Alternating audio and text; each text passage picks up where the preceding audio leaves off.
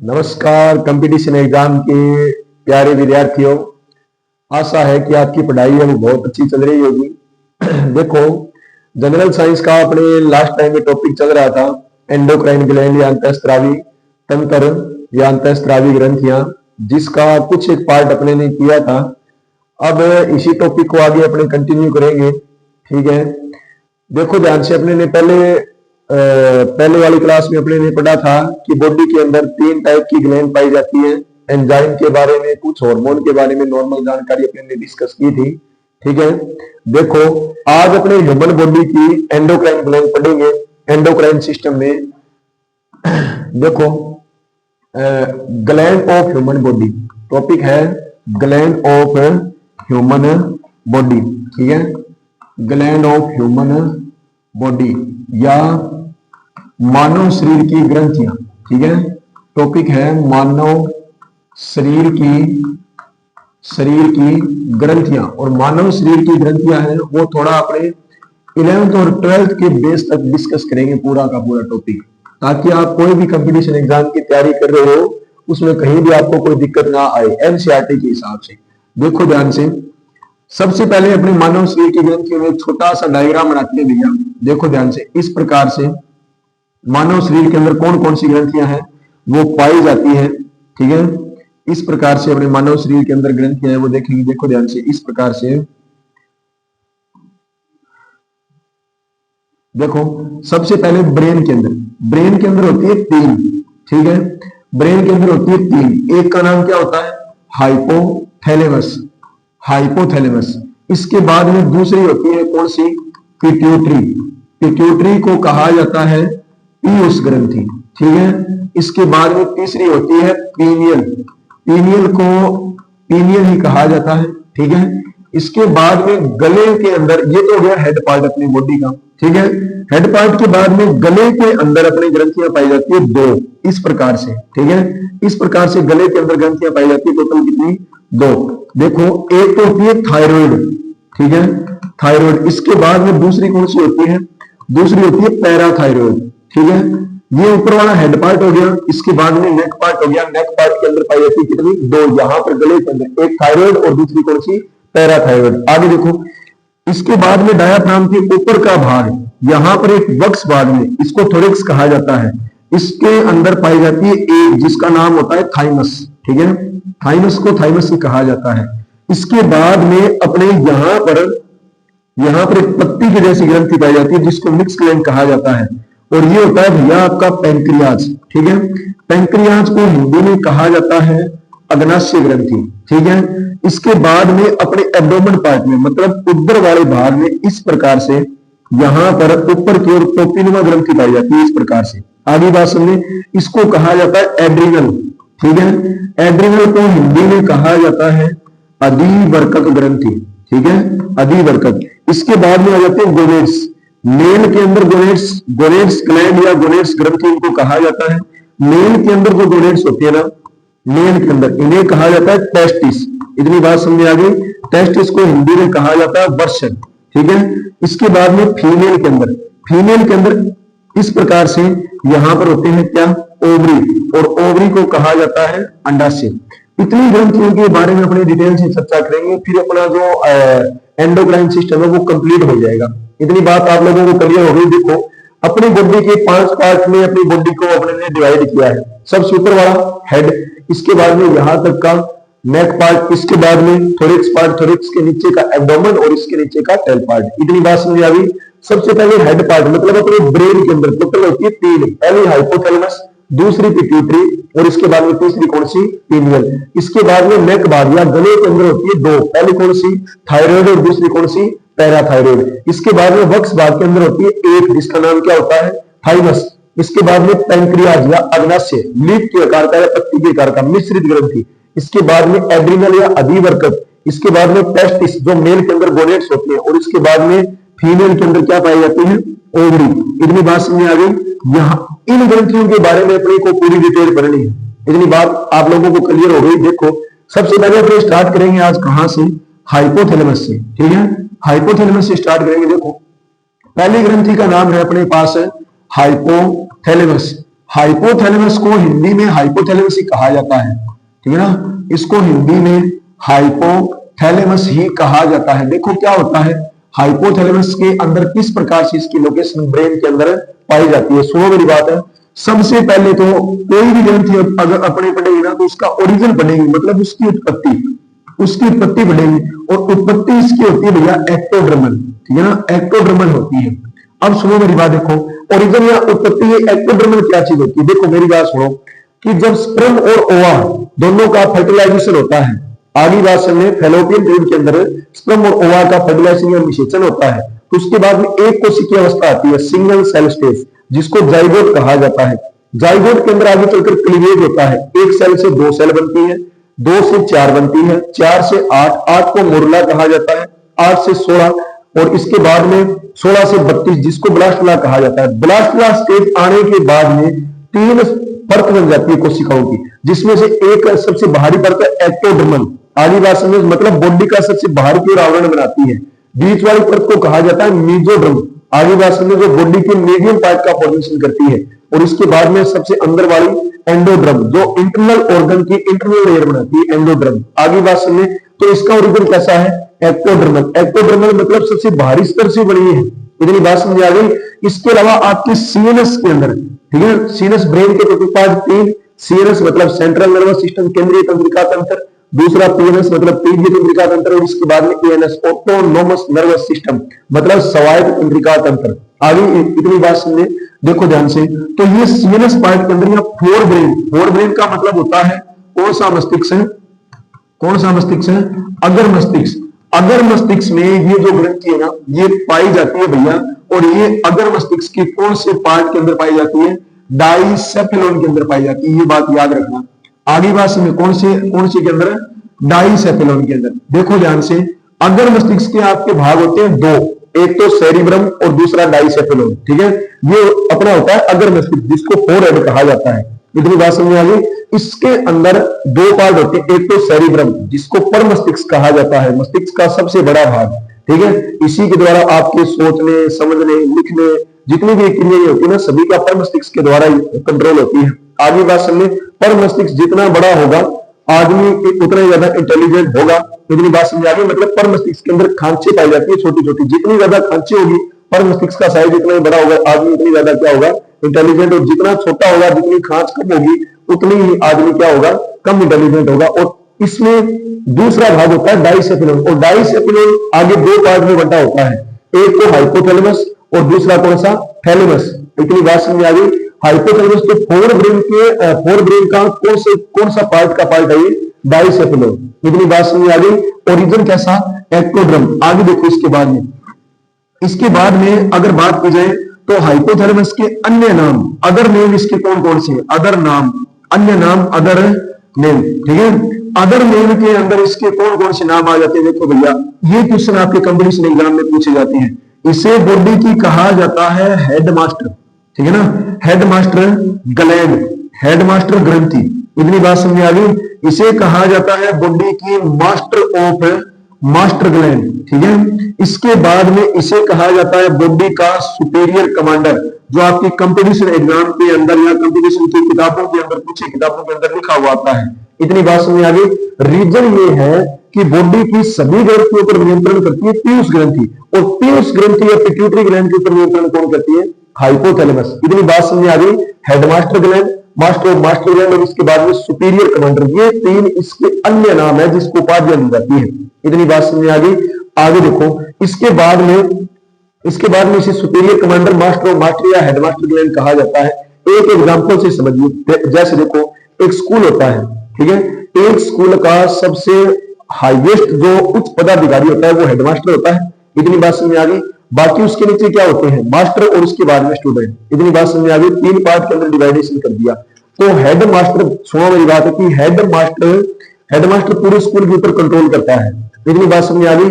इसके बाद में मास्टर है वो क्लासरूम के ऊपर कंट्रोल करते हैं। तो जो बच्चे हैं, ठीक है ना, जो बच्चे हैं वो सारे के सारे उन मास्टरों की अन्य ग्रंथियां हो गई। आगे बात समझे, जो हेडमास्टर है वो मास्टर के ऊपर कंट्रोल करता है, तो वो हेडमास्टर है वो उसकी कौन सी ग्रंथि हो गई, हाइपोथैलेमस। मस्ट उसकी कौन सी ग्रंथि होगी? पीयूष। और जो बच्चे हैं वो उसकी अन्य जितनी भी ग्रंथियां बच गई वो सारी की सारी। इतनी बात समझ आ गई। उसी प्रकार से ये है। इसके बाद में आगे देखो, हाइपोथैलेमस जो है ना, हाइपोथैलेमस फोर ब्रेन के एक बोन के अंदर पाया जाता है, एक कैविटी के अंदर। वो अपने आगे पिट्यूटरी के अंदर साथ में कर लेंगे, ठीक है। अब देखो इससे हार्मोन कौन कौन से बनते हैं, ठीक है। हार्मोन कौन कौन से बनते हैं? तो हार्मोन भैया ये दो बनाता है, ठीक है ना। एक तो वृद्धि कारक बनाता है, वृद्धि कारक हार्मोन, वृद्धि कारक या वृद्धि प्रेरक हार्मोन, ठीक है। वृद्धि प्रेरक या वृद्धि कारक हार्मोन, इसको इंग्लिश में कहा जाता है growth growth releasing growth releasing या रेगुलेटिंग ग्रोथ रिलीजिंग या रेगुलेटिंग हार्मोन। इतनी बात आप लोगों को समझ में आ गई। अब देखो इसके बाद में दूसरा होता है वृद्धि मोचक, वृद्धि मोचक हार्मोन, ठीक है। वृद्धि मोचक हार्मोन, देखो वृद्धि मोचक को इंग्लिश में कहा जाता है ग्रोथ इनहिबिटिंग हार्मोन, ठीक है ना। Growth inhibiting hormone. इन हार्मोन का काम क्या होता है? ग्रोथ जो रेगुलेटिंग या ग्रोथ रिलीजिंग हार्मोन है, वो किसी भी हार्मोन की, चाहे वो थायराइड से बने, चाहे वो आपके एड्रिनल से बने, चाहे वो आपकी प्रोलैक्टिन या मेमोरी ग्लैंड से बने, आगे बात समझे, इन सभी हार्मोन को रिलीज करने के लिए, और कौन सी ग्लैंड को? पिट्यूटरी ग्लैंड को रिलीज करने के लिए एक्टिव करेगा। इसलिए इसे कौन सा हार्मोन कहा जाता है? ग्रोथ रिलीजिंग हार्मोन कहा जाता है। इतनी बात समझ आ गई। और उसके बाद में जब उसका काम पूरा हो जाएगा ना उस हार्मोन का, तो नेगेटिव फीडबैक आने लग जाएगा बॉडी से, और नेगेटिव फीडबैक आने लग जाएगा तो उसका क्या करेगा? ये इनहिबिशन करेगा। इसलिए इसे वृद्धि मोचक हार्मोन भी कहा जाता है। एक एग्जांपल से समझते हैं अपने, देखो ध्यान से एक एग्जांपल लेते हैं। फॉर एग्जांपल आपने एक हार्मोन का नाम सुना होगा जिसको जीएच कहा जाता है। पूरा नाम होता है ग्रोथ हार्मोन, ठीक है ना, ग्रोथ हार्मोन। और ग्रोथ हार्मोन है ना, इसको हिंदी में कहा जाता है वृद्धि हार्मोन। आगे क्या बात समझे? बॉडी में किसके लिए जिम्मेदार होता है? ग्रोथ के लिए जिम्मेदार होता है, ठीक है ना। जितना ज्यादा ग्रोथ हार्मोन बढ़ेगा उतनी ज्यादा क्या होगी? बॉडी की अच्छी ग्रोथ होगी। इतनी बात समझ आ गई। तो देखो ये क्या करता है कि हाइपोथैलेमस अपने में से एक हार्मोन को रिलीज करता है जिसका नाम होता है जीएचआरएच। पूरा नाम होता है ग्रोथ हार्मोन रिलीजिंग हार्मोन। इतनी बात समझ आ गई। जब ये ग्रोथ हार्मोन रिलीजिंग हार्मोन बनेगा तो आपकी पिट्यूटरी ग्लैंड के पास जाएगा, और पिट्यूटरी ग्लैंड के पास जाएगा ना, तो यहां से अब ग्रोथ हार्मोन बनने लग जाएगा जिसको ब्लड में डाल देगी। आगे बात समझे, ब्लड में डाल देगी तो बॉडी के अंदर चला जाएगा, और बॉडी के अंदर चला जाएगा तो बॉडी के अंदर सेल डिवीजन फास्ट कर देगा। इसके अलावा लीवर के अंदर जो ग्लाइकोजन है उसको तोड़ देगा, ग्लूकोज ज्यादा से ज्यादा प्रोवाइड कराएगा सेल को, ताकि सेल डिवीजन बहुत अच्छा हो सके। सेल डिवीजन जितना ज्यादा अच्छा होगा, बॉडी की ग्रोथ उतनी ज्यादा क्या होगी? अच्छी होगी। तो ये जीएचआरएच बनता है। अगर आप देखो तो बॉडी की ग्रोथ 20 से 22 साल तक अच्छी तरीके से होती है। इतनी बात समझ आ गई। वैसे किशोरावस्था के अंदर अच्छी होती है, ठीक है ना। तो जीएचआरएच तब तक काम करता है। जब 20 से 22 साल की एज आ जाएगी तो इससे एक फैक्टर बनने लग जाएगा जिसको कहा जाता है जीएचआईएच। अब की बार देखो, अब की बार इसका पूरा नाम हो जाएगा ग्रोथ हार्मोन इनहिबिटिंग हार्मोन। आएगा बात समझ? मतलब है ग्रोथ हार्मोन का प्रोडक्शन है, इसका इनहिबिशन कर दिया है, इसको रोक दिया है, और इसको यहां से ये ऊपर से हाइपोथैलेमस रोक देगा तो नीचे पिट्यूटरी भी किसका प्रोडक्शन बंद कर देगी? ग्रोथ हार्मोन का प्रोडक्शन है वो बंद कर देगी। आइडिया बात समझे? और ग्रोथ हार्मोन का प्रोडक्शन जैसे बंद हो जाएगा तो आपकी बॉडी की ग्रोथ है वो क्या हो जाएगी? रुक जाएगी। इतनी बात समझ आ गई, ठीक है ना। तो इस प्रकार से हाइपोथैलेमस है वो काम करता है, और आपकी कंपटीशन एग्जाम में इससे बाहर कोई भी क्वेश्चन नहीं आएगा। देखो ध्यान से, ओरिजिन कैसा? एक्टोडर्मल फोर ब्रेन के डाइसेप्लोन का ये पार्ट होता है, ठीक है। अन्य नाम है headmaster gland, master master superior commander. Hormone बनते हैं दो, ग्रोथ रिलीजिंग या रेगुलेटिंग हार्मोन, और इसके बाद में ग्रोथ है इनहिबिटिंग हार्मोन। इतनी बात आप लोगों को क्लियर हो गई। आगे देखो इसके बाद में दूसरी ग्रंथि है अपने पास है जिसको कहा जाता है पिट्यूटरी, ठीक है ना, पिट्यूटरी। और पिट्यूटरी को हिंदी में कहा जाता है कौन सी ग्रंथि? पीयूष ग्रंथि। सुनो बात ध्यान से, देखो पीयूष ग्रंथि कहा जाता है। अब इसके बाद में पीयूष ग्रंथि का अगर अपनी पार्ट देखें तो पीयूष ग्रंथि भी कौन से ब्रेन के अंदर पाई जाती है? फोर ब्रेन के अंदर। देखो सुनो बात ध्यान से कि मान लीजिए कि इस प्रकार से एक ह्यूमन बॉडी का डायग्राम है अपनी, ठीक है। इस प्रकार से एक ह्यूमन बॉडी का डायग्राम है, ठीक है। एक छोटा सा डायग्राम बनाने की कोशिश करते हैं भैया, जैसा बनता है देख लेना, ठीक है। ये मान लीजिए अपने एक ह्यूमन बॉडी का डायग्राम है, ठीक है। इस ह्यूमन बॉडी में यहां तक मान लीजिए अपने ब्रेन है। इतनी बात समझ आ गई। इस ब्रेन में अपने अगर पीयूष और इसके दोनों के लोकेशन देखें, ठीक है ना, पीयूष और इन दोनों के लोकेशन देखें तो ऊपर की ओर यहां पर अपने एक बोन पाई जाती है, ठीक है। ब्रेन के अंदर एक बोन पाई जाती है, और उस बोन का नाम, उस हड्डी का नाम होता है स्फीनोइड बोन, ठीक है ना, स्फीनोइड बोन। मतलब इसकी फुल फॉर्म क्या होता है, इसको हिंदी में क्या कहा जाता है, स्फीनोइड हड्डी कहा जाता है। इतनी बात समझ आ गई। ये स्फीनोइड हड्डी अंदर से खोखली होती है और खोखली होने के कारण इसके अंदर क्या बन जाती है, कैविटी बन जाती है। कैविटी का मतलब गुहा, और इस गुहा का नाम होता है भैया सेला टर्सिका, ठीक है ना, क्या नाम होता है, सेला टर्सिका। और इस सेला टर्सिका में इस प्रकार से ऊपर की ओर एक सेलुलर शेप की, यहां पर ऊपर की ओर एक ग्लैंड पाई जाती है और इसका नाम होता है हाइपोथैलेमस, ठीक है ना, क्या नाम होता है, हाइपोथैलेमस। इतनी बात समझ आ गई। हाइपोथैलेमस में इस प्रकार से नीचे की ओर एक स्ट्रक्चर निकली रहती है, ठीक है, और नीचे की एक स्ट्रक्चर निकली रहती है, इसमें इस प्रकार से दो लोब जुड़े होते हैं। मटर का दाना आपने देखा होगा, आगे बात समझे। मटर के दाने में जैसे मान लीजिए एक छोटा सा डायग्राम मैं बना देता हूं, ये मान लीजिए एक मटर की एक छोटी सी फली है, इतनी बात समझ आ गई, हरे रंग की। तो आपने देखा होगा कि मटर यहां पर इस प्रकार से मटर की लोकेशन होती है, इतनी बात समझ आ गई। इस प्रकार से एक मटर की फली के अंदर मटर है वो लगी होती है, ठीक है, हरे रंग की मटर को सब्जी बनाने के काम आती है, इतनी बात समझ आ गई। अगर आप इस एक दाने को, इसके तंतु को या फिलामेंट को भी साथ में उठाकर अगर उखाड़कर यहाँ पर लगा दोगे तो मुझे ये बताइए ठीक उसके जैसी स्ट्रक्चर होगी कि नहीं होगी। इसलिए कहा जाता है कि पीयूष ग्रंथि का जो आकार होता है ना वो मटर के दाने के आकार का होता है, ठीक है। देखो ध्यान से, ये हाइपोथैलेमस हो गया। हाइपोथैलेमस में ये जो नीचे का पार्ट है जिससे पिट्यूटरी जुड़ी होती है, इसको कहा जाता है इनफंडिबुलम, ठीक है ना, क्या कहा जाता है, इनफंडिबुलम कहा जाता है, या इसी का नाम होता है स्टोक, ठीक है। स्टोक का मतलब होता है व्रंत, इतनी बात समझ आ गई, ठीक है। इस व्रंत से नीचे की ओर इस प्रकार से एक ग्लैंड जुड़ी होती है जिसका नाम क्या होता है, पिट्यूटरी, और पिट्यूटरी को हिंदी में क्या कहा जाता है, पीयूष ग्रंथि। इतनी बात आप लोगों को समझ आ गई। आगे देखो, अगर पीयूष ग्रंथि की बात की जाए तो कौन से ब्रेन के अंदर है भैया, कौन सी ब्रेन के अंदर है, फोर ब्रेन के अंदर। अब इसके बाद में कौन सी हड्डी के अंदर है, कौन सी हड्डी के अंदर है, स्फीनोइड हड्डी के अंदर या स्फीनोइड बोन के अंदर, इतनी बात समझ आ गई। और इसके बाद में कौन सी कैविटी या कौन सी गुहा के अंदर है, तो ये है भैया सेला टर्सिका, ठीक है ना, सेला टर्सिका। इतनी बात आप लोगों को समझ आ गई। ये तीनों के तीनों पॉइंट देखो ध्यान से, अपने ब्रेन में यहां पर इस प्रकार से ऊपर की ओर एक छोटी सी सेलुलर, सेलुलर को हिंदी में कहा जाता है अर्धचंद्राकार, और इसमें ये छोटी सी ग्लैंड होती है जिसको हाइपोथैलेमस कहा जाता है। हाइपोथैलेमस में नीचे इस प्रकार से एक स्टोक निकला रहता है, आगे बात समझे, जिसको इनफंडिबुलम कहा जाता है, और इससे इस प्रकार से दो लोग जुड़े होते हैं जो किसके होते हैं, पिट्यूटरी के होते हैं। इतनी बात समझ आ गई। मैं यहां पर आगे चौथा पॉइंट लिख देता हूं, आकार कैसा, मटर के दाने के आकार का, मटर के दाने के आकार का। आगे क्या बात समझे, मतलब इंग्लिश में शेप पूछी जाती है तो शेप होती है स्वीट पी के सीड के जैसी, इतनी बात समझ आ गई।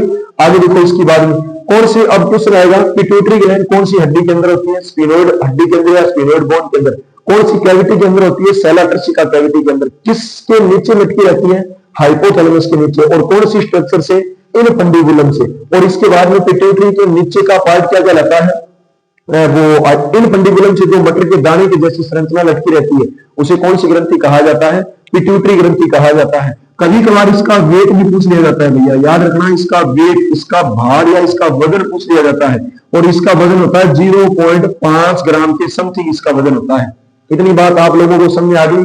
अब देखो, अब इस स्ट्रक्चर को बाहर निकाल के देखते हैं, हमने इस स्ट्रक्चर को बाहर निकाल के देखेंगे। इस प्रकार से ऊपर की ओर एक ग्लैंड जिसका नाम क्या है, हाइपोथैलेमस, और हाइपोथैलेमस में इस प्रकार से नीचे की ओर एक स्ट्रक्चर निकली होगी जिसका नाम है इनफंडिबुलम, और इनफंडिबुलम के नीचे की ओर इस प्रकार से लोब टोटल कितने होंगे, 2। इस प्रकार की स्ट्रक्चर बनेगी। आगे बात समझे, देखो ध्यान से, यहां पर अपने पास है, यहां पर ऊपर की ओर कौन सी ग्लैंड है, हाइपोथैलेमस, और इसे बॉडी की कौन सी कहा जाता है, हेडमास्टर। इसके बाद में इसको कहा जाता है इनफंडिबुलम, ठीक है ना। इनफंडिबुलम के बाद में अब ये आ गई अपने पास पिट्यूटरी। देखो पिट्यूटरी का ये आगे वाला भाग है, ठीक है ना, ये आगे वाला भाग है, तो इसका नाम हो जाता है एंटीरियर पिट्यूटरी, ठीक है ना, एंटीरियर पिट्यूटरी। एंटीरियर पिट्यूटरी को हिंदी में कहा जाता है अगर पीयूष ग्रंथि, ठीक है ना, अगर पीयूष ग्रंथि।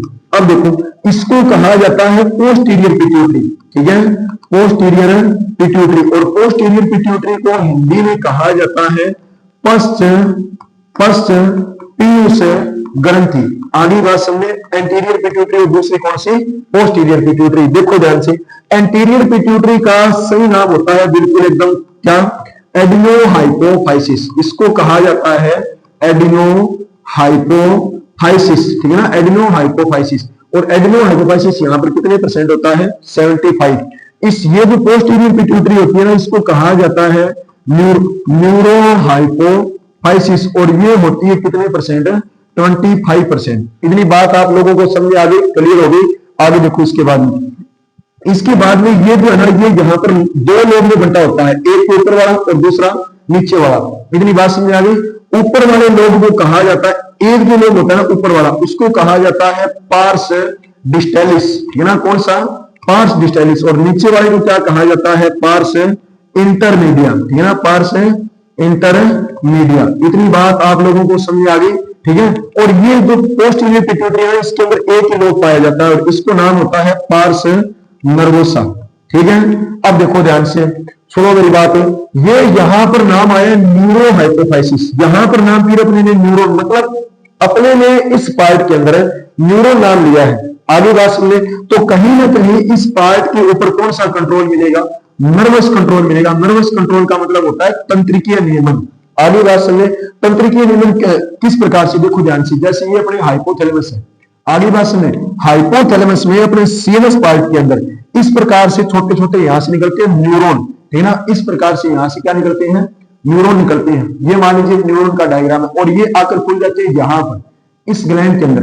एक ये हो गया और एक ये दूसरा न्यूरॉन हो गया, इस प्रकार से। इतनी बात समझ आ गई, ठीक है ना। ये न्यूरॉन होते हैं और ये न्यूरॉन का यहां पर मिलता है ग्रुप, या इसको कहा जाता है नेटवर्क। आगे बात समझे, नेटवर्क। और इस नेटवर्क को हिंदी में कहा जाता है जाल, और इसका नाम होता है न्यूक्लियस, ठीक है ना। क्या नाम होता है, न्यूक्लियस। याद रखना, वेरी वेरी मोस्ट इंपोर्टेंट। इतनी बात समझ आ गई, ठीक है ना। देखो ध्यान से, क्या आपने किया है, पिट्यूटरी के पार्ट 2, ठीक है। पिट्यूटरी के पार्ट कितने, 2। एक तो कौन सा, आगे वाला पार्ट एंटीरियर पिट्यूटरी, पीछे वाला पोस्टीरियर पिट्यूटरी। आगे वाला एडिनोहाइपोफाइसिस, पीछे वाला न्यूरोहाइपोफाइसिस। इसके बाद में बड़ा पार्ट कौन सा, एंटीरियर पिट्यूटरी, कितने परसेंट होता है, 75%। और उसके बाद में छोटा पार्ट कौन सा, पोस्टीरियर पिट्यूटरी या कौन सा, न्यूरोहाइपोफाइसिस। इतनी बात समझ आ गई। एंटीरियर पिट्यूटरी खुद कितने पार्ट में डिवाइड रहती है, 2 पार्ट में, ऊपर वाला पार्स डिस्टेलिस और नीचे वाला पार्स इंटरमीडिया। इसके बाद में पोस्टीरियर पिट्यूटरी एक ही पार्ट होता है, इसके अंदर कौन सा, पार्स नर्वोसा। कौन सी पिट्यूटरी के अंदर नर्वस कंट्रोल मिलता है, पोस्टीरियर पिट्यूटरी के अंदर, जिसके अंदर न्यूरॉन का ग्रुप या नेटवर्क पाया जाता है, जिसे क्या कहा जाता है, न्यूक्लियस कहा जाता है। इतनी बात आप लोगों को क्लियर हो गई। क्वेश्चन आएगा कि कौन से पिट्यूटरी ग्लैंड के कौन से पार्ट के अंदर नर्वस कंट्रोल होता है या न्यूरॉन का ग्रुप मिलता है, जिसे न्यूक्लियस कहा जाता है, तो कौन सी, ये पोस्टीरियर पिट्यूटरी या न्यूरोहाइपोफाइसिस। इतनी बात समझ आ गई।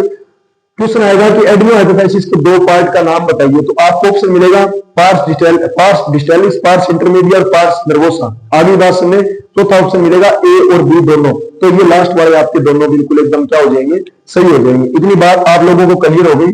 आगे देखो इसके बाद में, अब देखते हैं कि इससे कौन कौन सी हार्मोन बनती है, ठीक है ना। देखो दोबारा वो डायग्राम बनाते हैं। ऊपर वाला कौन सा आ गया, हाइपोथैलेमस, ठीक है ना, हाइपोथैलेमस। देखो हाइपोथैलेमस के बाद में यहां पर पार्ट कौन सा, इनफंडिबुलम। और इसके बाद में इनफंडिबुलम के नीचे लोब कितने टोटल है, 2। एक तो एडिनोहाइपोफाइसिस और दूसरा कौन सा, न्यूरोहाइपोफाइसिस। कौन सी बोन के अंदर आ रही है, ये स्फेनोइड बोन के अंदर। कौन सी कैविटी के अंदर, सेला टर्सिका कैविटी के अंदर। देखो इसमें जो 2 पार्ट होते हैं ना अपने पास, इसमें जो 2 पार्ट होते हैं, वो दोनों के दोनों पार्ट क्या कहलाते हैं, देखो ध्यान से, वो दोनों के दोनों पार्ट कहलाते हैं वो न्यूरोहाइपोफाइसिस और पहला कौन सा, एडिनोहाइपोफाइसिस। देखो ये हो गया अपने पास कौन सा, इनफंडिबुलम।